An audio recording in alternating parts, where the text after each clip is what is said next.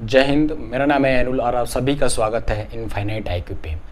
आज 15 अगस्त 2023 है। आज ही के दिन हमारा देश 15 अगस्त 1947 को हमारा देश आज़ाद हुआ था। हमारे देश के बनाने वालों ने, हमारे देश के फ्रीडम फाइटर ने, हमारे देश के स्वतंत्रता संग्राम सेनानियों ने अंग्रेज़ों से एक खूनी लड़ाई लड़ करके 190 सालों की गुलामी के बाद से हमारे देश को आज़ाद करवाया। हमारे देश को सुंदर भविष्य की कल्पना की, एक हमारे सुंदर देश की कल्पना की और अपने आने वाले पीढ़ी को एक सुंदर राष्ट्र निर्माण के लिए उनको प्रेरित करके गए, अपनी कहानियाँ छोड़ करके गए। और उस समय हमारे देश में बहुत सारी चुनौतियाँ थीं। हमारा देश आज़ाद हुआ था तो हमारे देश में बहुत प्रकार की समस्याएं थी।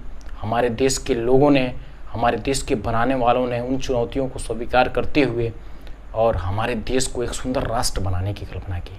मुझे इस बात का बहुत गर्व है, मुझे इस बात की बहुत खुशी है कि मैं इस भारत देश में पैदा हुआ हूँ, जहाँ पे अनेकता में एकता है, जहाँ पे वसुधैव कुटुम्बकम की बात की जाती है, जहाँ पे सर्वे संतु सुखिनः सर्वे संतु निरामया की बात की जाती है। हम उस देश में पैदा हुए हैं जो भगवान राम की धरती है। हम उस देश में पैदा हुए हैं जो भगवान श्री कृष्ण की धरती है। हम उस देश में पैदा हुए हैं जो भगवान बुद्ध की धरती है।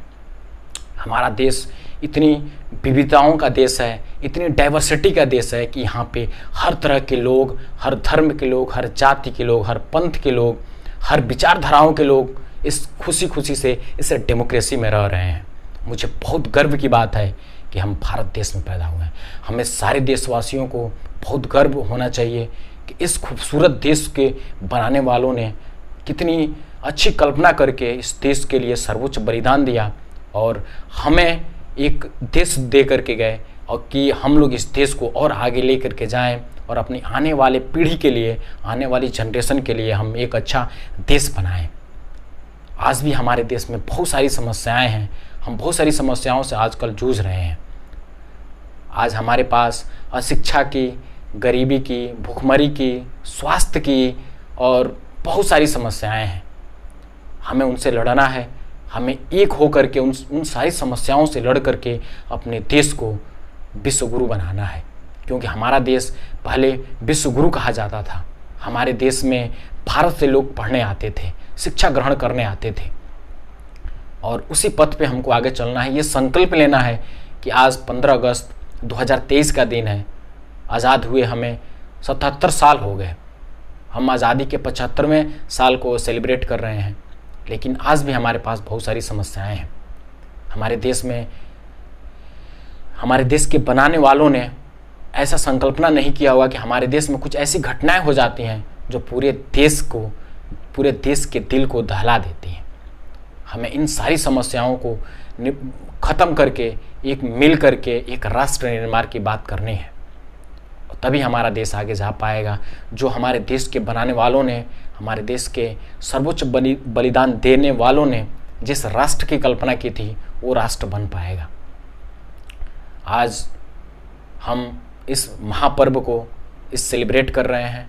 मेरी तरफ से आप सभी लोगों को, सारे देशवासियों को इस राष्ट्र पर्व की बहुत बहुत ढेर सारी शुभकामनाएं। और मैं ये कामना करता हूँ कि हमारा देश बहुत जल्दी से विश्व शक्ति बनेगा, विश्व गुरु बनेगा और इस विश्व गुरु बनने में हमारे देश के युवा के पास एक बहुत बड़ी अपॉर्चुनिटी है, क्योंकि हमारा देश पूरे विश्व में युवाओं का देश कहा जाता है। हमारे देश में आज के समय में सबसे ज़्यादा युवा रहते हैं, लेकिन क्या जो आज का युवा है, क्या आज का युवा जागरूक है? एक कहानी मैं आपको बताता हूँ। जब सरदार भगत सिंह को फांसी पे लटकाने के लिए ले जाया जा रहा था, तो उनसे उनकी आखिरी इच्छा पूछी जाती है और भगत सिंह से कहा जाता है कि अब आपको आज फांसी देने जा रहे हैं लोग, आपकी आखिरी इच्छा है तो बताइए। भगत सिंह एक बुक पढ़ रहे थे और उन्होंने कहा कि इस बुक में इतने 15-20 पेज बचे हुए हैं, जब मैं ये पूरा पढ़ लूँ तो मुझे फांसी पे लटका देना। ऐसे हमारे देश के बनाने वालों ने इस देश को बनाया, ऐसे उनकी पढ़ने में रुचि थी और इस तरह से हमारा देश विश्वगुरु बना था उस समय। लेकिन आज हम बहुत सारी चुनौतियों से झेल रहे हैं। उन चुनौतियों को झेलते हुए हमें अपने देश को आगे बढ़ाना है। आज का युवा एक बहुत बड़ी समस्या से जूझ रहा है और एक बहुत बड़ा ट्रैप में फंस गया है, और वो है मोबाइल फ़ोन का एडिक्शन। सारे लोगों को, हमारे देश का जो युवा है आज वो इंटरनेट में, आज वो मोबाइल फ़ोन में इस तरह से एडिक्ट हो गया है कि वो अपने आप को एकदम हैंडीकेप बना लिया हुआ है। हमें इससे बाहर निकल करके इस खुले वातावरण में घूमने की ज़रूरत है। हमारा देश पूरे विश्व को योग शिक्षा देता है। हमें योग से, ध्यान से अपने इन समस्याओं को निजात देना है। हमारे ऊपर कोई कंट्रोल न कर ले, इस तरह के हमें काम करने हैं। ये जो मोबाइल फ़ोन है आज हमारे युवाओं को बहुत तगड़े तरीके से कंट्रोल कर रहा है।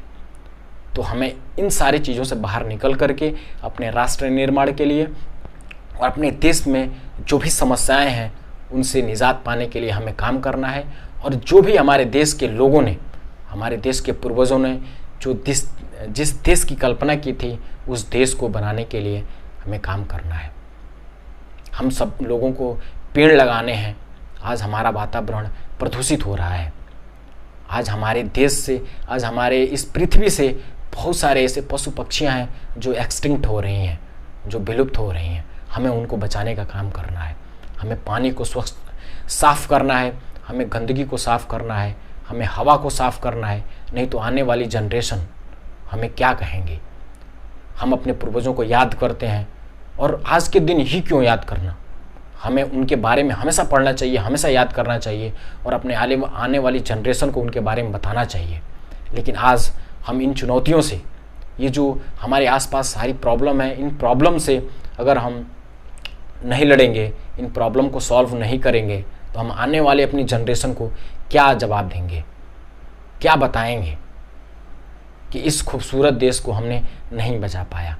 तो इन्हीं सब बातों से मैं आपको बस सिर्फ यही मैसेज देना चाह रहा हूँ कि हम जो भी हमारे देश में समस्याएं हैं उस पर हम अपने जागरूक होकर के, एक शिक्षित नागरिक होकर के इस काम करें और अपने देश को सुंदर राष्ट्र निर्माण में सब मिलजुल करके भाईचारे के साथ एक खुशी इन्वायरमेंट में रहने की संकल्पना करें। तो इन्हीं बातों के साथ, और मैं समझता हूँ कि आप लोगों को मेरी बात समझ में आ गई होगी, और इन्हीं सब बातों के साथ जय हिंद, जय भारत।